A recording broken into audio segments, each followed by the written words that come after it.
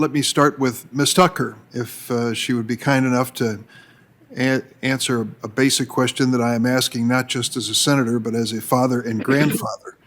I'm trying to visualize the relationship between Judge Garland and your children, particularly since I have found in my experience that many of my kids and grandkids are very skeptical of my wisdom until they reach a certain stage in life. How have your children taken to Judge Garland in a personal way? Well, my son has had the last 4 years before the pandemic to get to know Judge Garland since he came to the school every week to tutor him. So he had a familiarity with Judge Garland. And my daughter always saw him getting tutored by Judge Garland, and she was kind of a little jealous. So she also wanted to get tutored with him, but they just seem to love Judge Garland. And like I said, he always asks how they're doing to get to know them on a personal level. So it's just easy for them.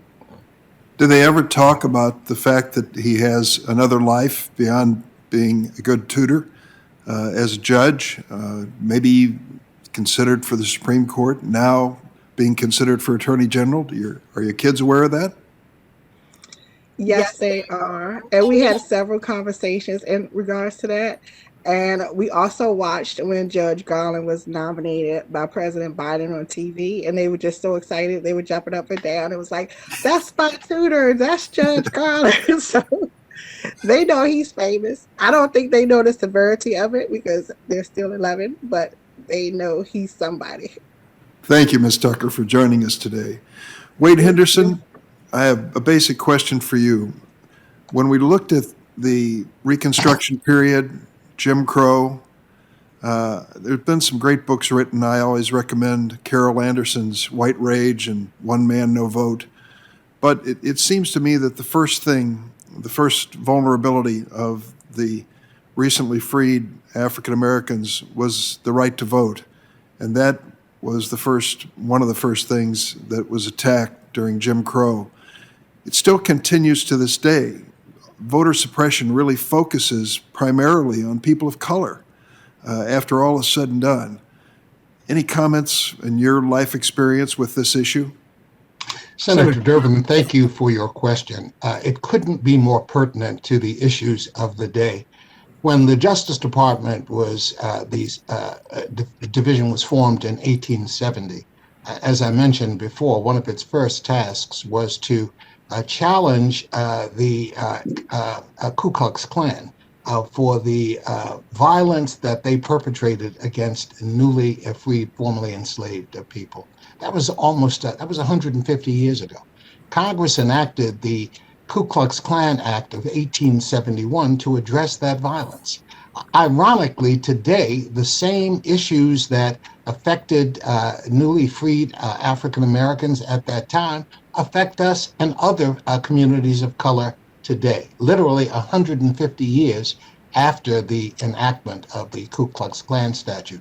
Recently, Congressman Benny Thompson, chair of the Homeland Security Committee, and the NAACP filed a federal lawsuit charging a conspiracy between former President Trump, Attorney Rudolph Giuliani, the Proud Boys, and the Oath Keepers to prevent Congress from certifying the election of this past year.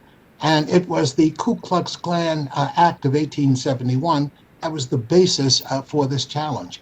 So as the great author William Faulkner once said, the past is never dead. It's not even past.